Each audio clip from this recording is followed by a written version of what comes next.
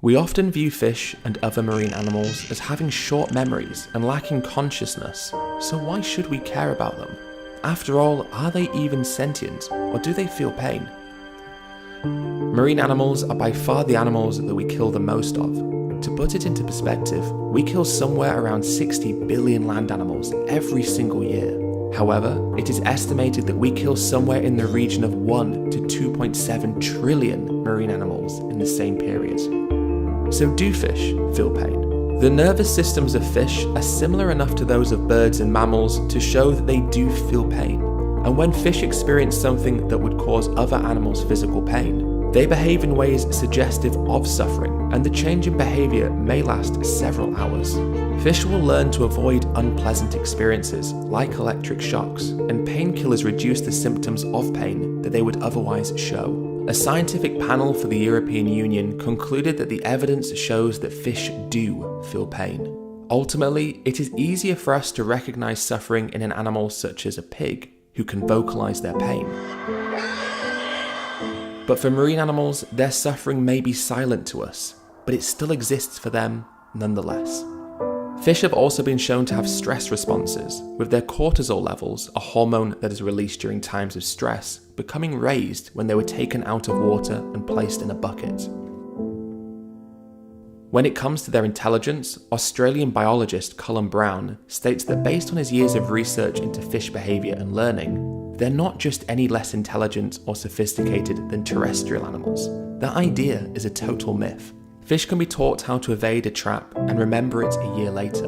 Fish can learn from each other, recognise other fish they've spent time with previously, know their place within social hierarchies, and remember complex maps of their surroundings.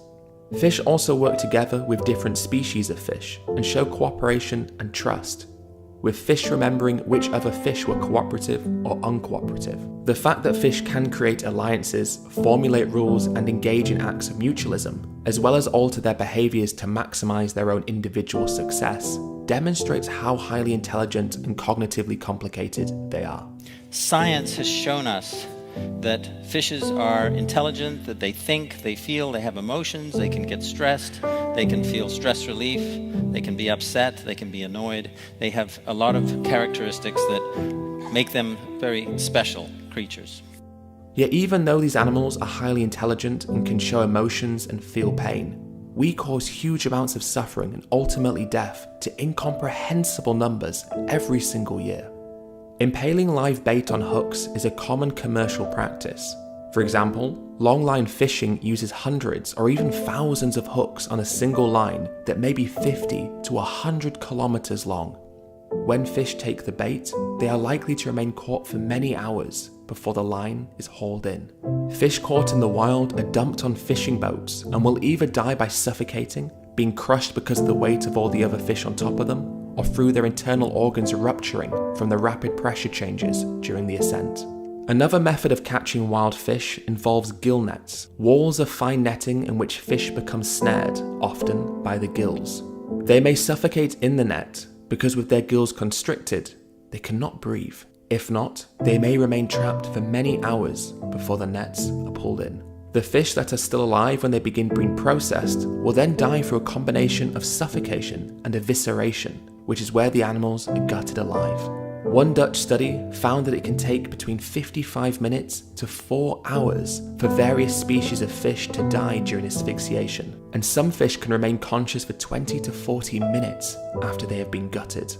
Aquafarming, which is the equivalent of factory farming for fish and is responsible for nearly half of all fish consumed worldwide each year, involves fish spending their entire lives in underwater enclosures, normally either in sea cages or concrete tanks.